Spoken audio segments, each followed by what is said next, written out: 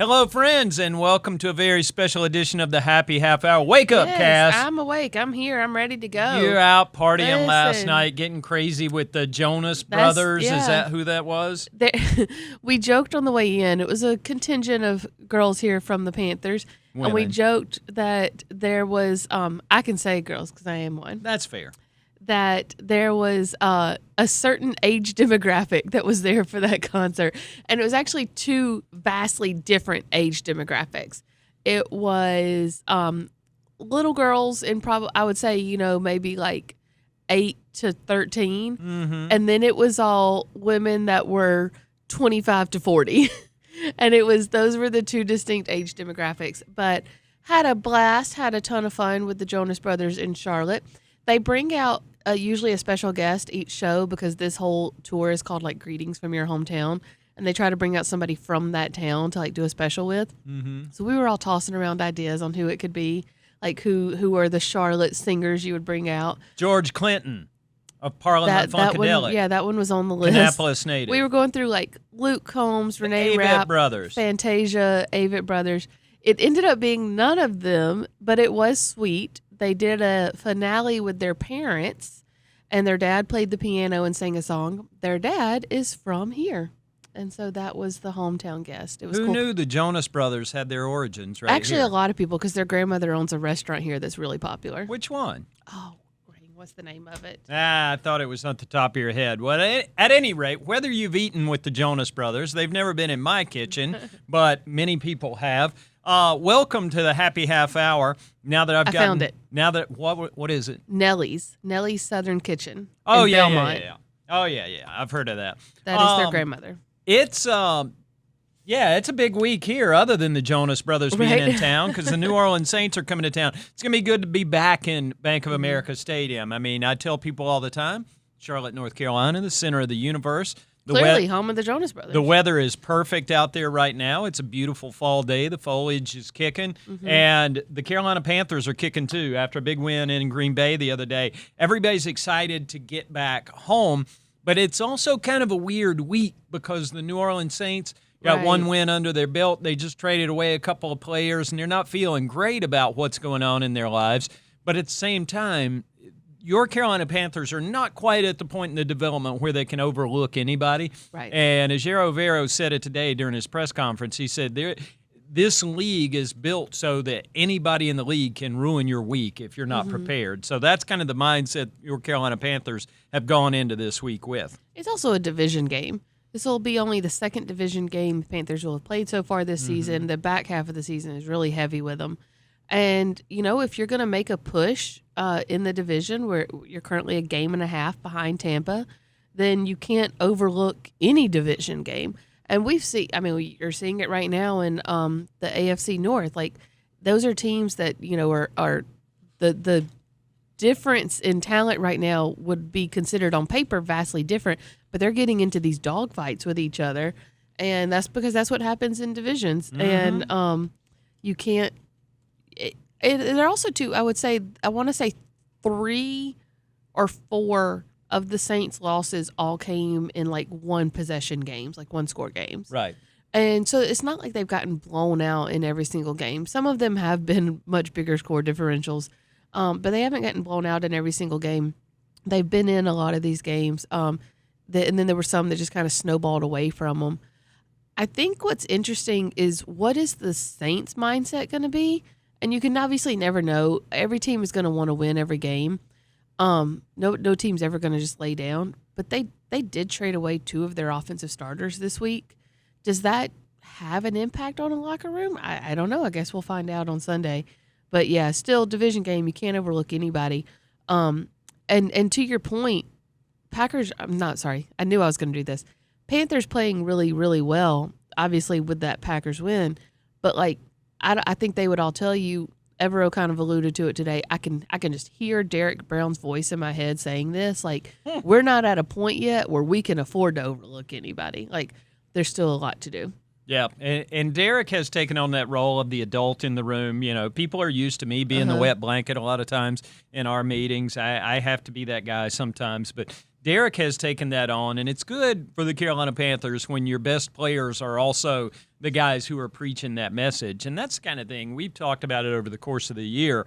More than anything else, I think what's important for the Panthers right now is they've kind of established their how.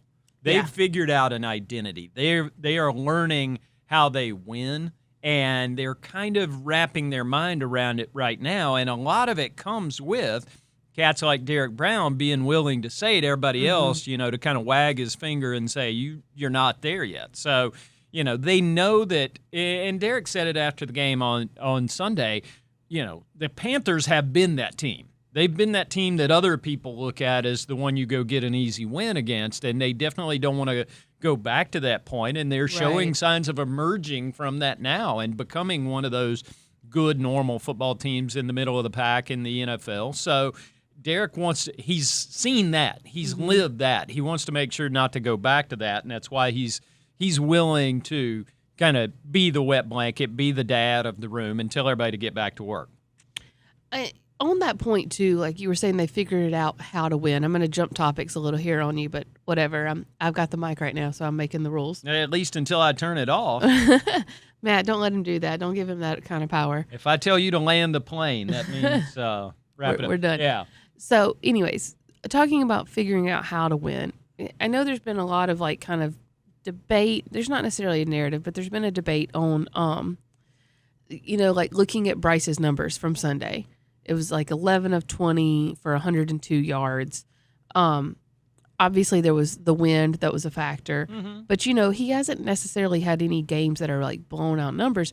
There have been a couple though, and I think it's interesting, and I need to actually go back and pull up his page because I'm kind of just doing this off the cuff, off the top of my head. What could go wrong? Yeah, exactly. You're not going to start mathing spontaneously, are you? I'm just trying to remember off the top of my head. But... yes. Okay, I was right in 2024. Let's look. I'm sorry, in 2025. Let's look at 2024. This is fascinating. I'm glad the people who are only listening to the Happy Half Hour, presented by our friends at Deep Eddy, are enjoying this interlude. And I'll use this interlude and cover for you by talking about our fine sponsor. Look at these graphics in the back. I mean, even with us wearing black, those logos pop. We enjoy a Deep Eddy. It's good for all seasons. The only win from the past two seasons, or the only time that Bryce Young has thrown for over 200 yards and won, was that Atlanta game in overtime that went to overtime. All the other times, including a 300-plus yard game this season, were in losses against the Cardinals when they had to throw to kind of get back into it. So to that point, I think, and Bryce even said this yesterday, numbers, who cares? There's really only one number that matters, and it's win or loss. And that is kind of to their point of wanting to be a running team and wanting to control the clock. And they have figured out how to do that. Yeah. And if that means lower passing numbers, so be it. So what? They're winning. Yeah, and he's perfectly comfortable in that mode. I mean, Bryce is not a guy who feels like he has to have the ball in his hands at the end of every game.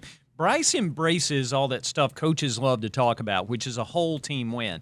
And when I talk about the Panthers finding that identity, that's kind of that place where they're at. I mean, if you've got a Patrick Mahomes or a Josh Allen and you're willing to say, all right, big boy, go get it, cool, good. If you're not there, if your quarterback's not necessarily one of those guys who's in an MVP conversation all year, what do?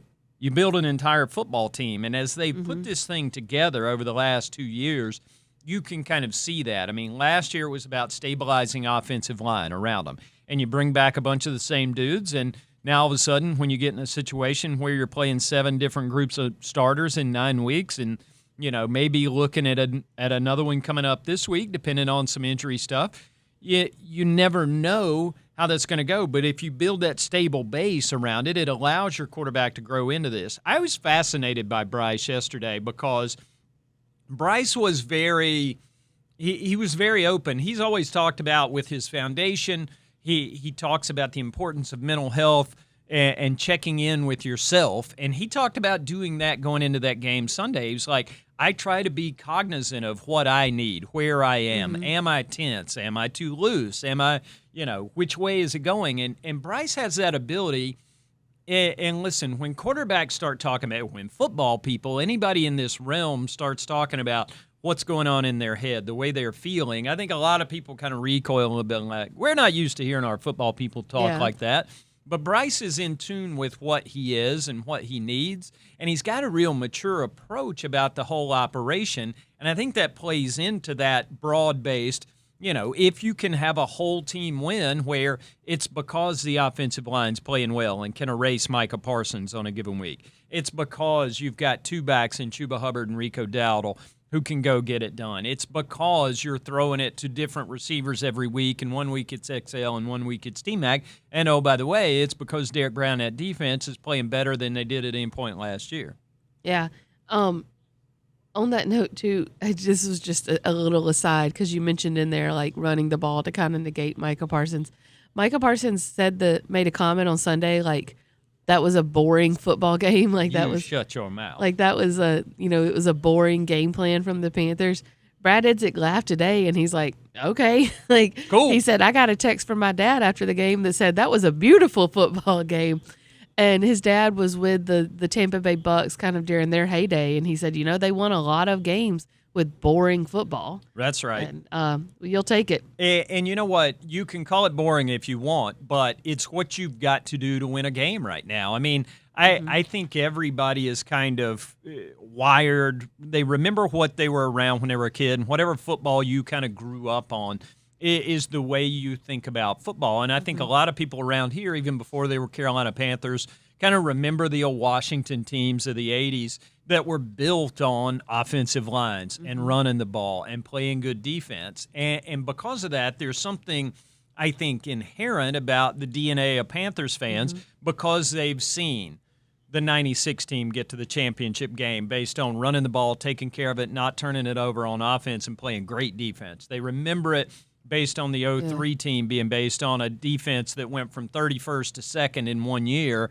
and had Stephen Davis and Deshaun Foster. And they remember a 15 team going 15-1 without a number one wide receiver, other than Greg Olsen running across the middle of the field, because you could run it with Cam and Mike Tolbert and Jonathan Stewart and Fozzie Whitaker and all those guys, Cameron Artis-Payne, and continue to do it that way because those guys on the other side, including Luke Kuechly and Thomas Davis, had it locked down.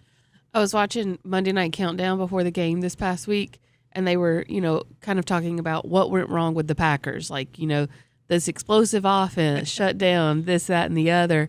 And Mina Kimes kind of made the comment. She's like, I think what we don't want to let get lost in all of this is, like, sure, the Packers' explosiveness might have gotten shut down, but, like, she said the Panthers have figured out what works. They're running the football. They're stopping the run. That still wins football games most of the time. Having a formula is a good thing. And that being your formula. Like, no matter what football becomes or changes, and, it goes in cycles. Like, if you can run it and if you can stop the run, that's still going to win you a lot of football games. That stuff's portable, too. You can take it on the road Defense in bad travels. condition.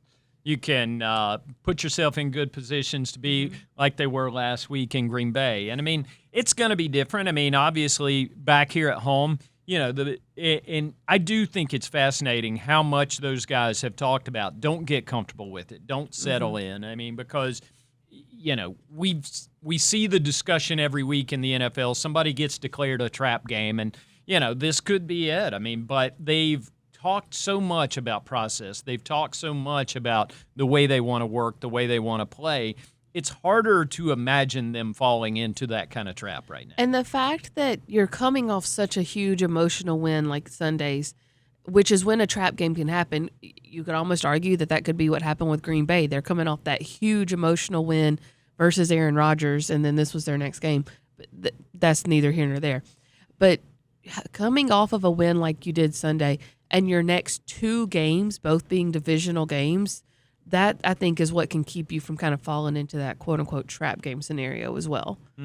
Because this could be a race to the finish. Yeah.